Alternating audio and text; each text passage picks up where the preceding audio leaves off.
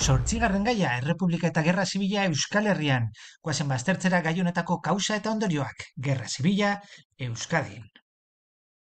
Lehenik, aipatu behar dugu, egoera politiko eta soziala nahiko tentsoa zela, eta mila bederatziehun eta hogeita hamaikagarren urtean gogoratu behar dugu nola Lizarrako estatuturako proiektua aurrera eraman zen.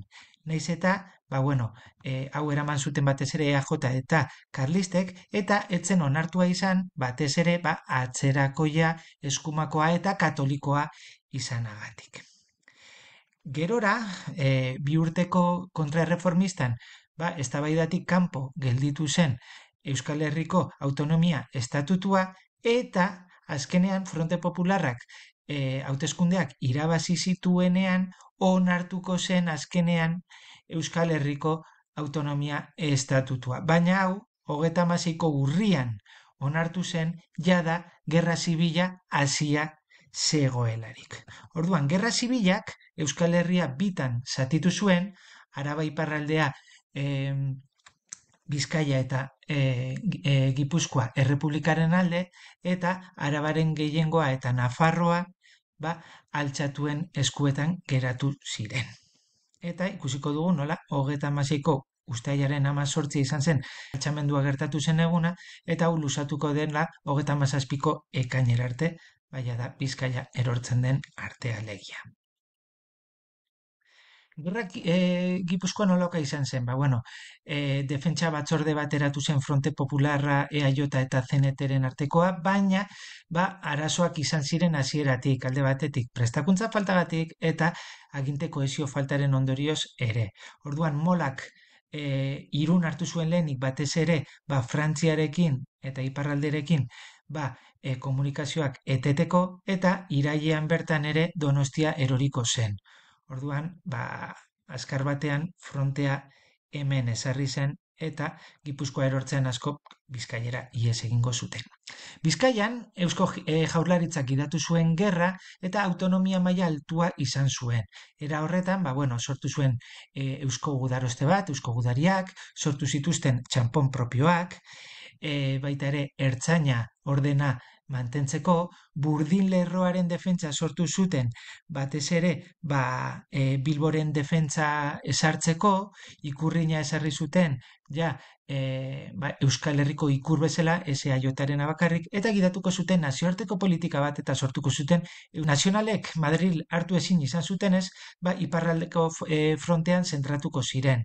Eta molak, behin Gipuzkoa konkistatuta, Bizkaiako konkista hasiko zuen. Gainera, Alemania eta Italiaren laguntza jaso zuten, Kondor Legioa eta Biatxone Legionariak Gernika eta Durango bombardatu zituztelarik.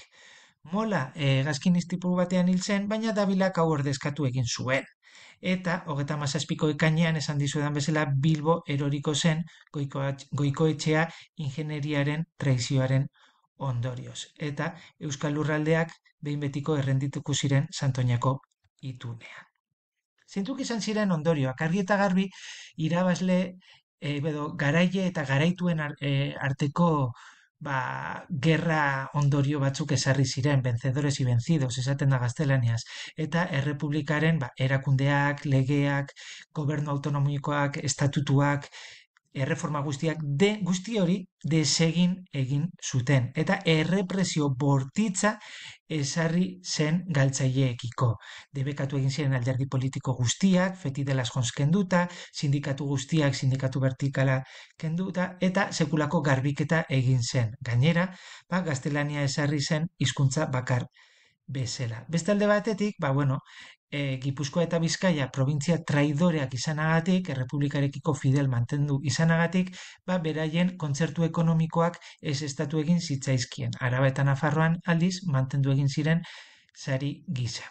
Eta Eusko Jaurlaritza erbestera joan zen, lehenik Kataluniara eta gero Parisera, New Yorkera ere joango ziren beranduago. Eta bigarren mundu gerran zehar aliatuekin kontaktuak mantenduko zituen Jose Antonio Agirrek. Azkenik, aipatu behar dugu nola presoen kopurua oso altua izan zen, milaka eta milaka pertsona hil zirelako, bai frontean eta bai errepresioaren ondorioz, eta lekualdatzak ere ugariak izan ziren, lehenengo Gipuzkoatik Bizkaiara, eta gero Bizkaiatik Kataluniara, Kataluniatik Parisera, eta abar.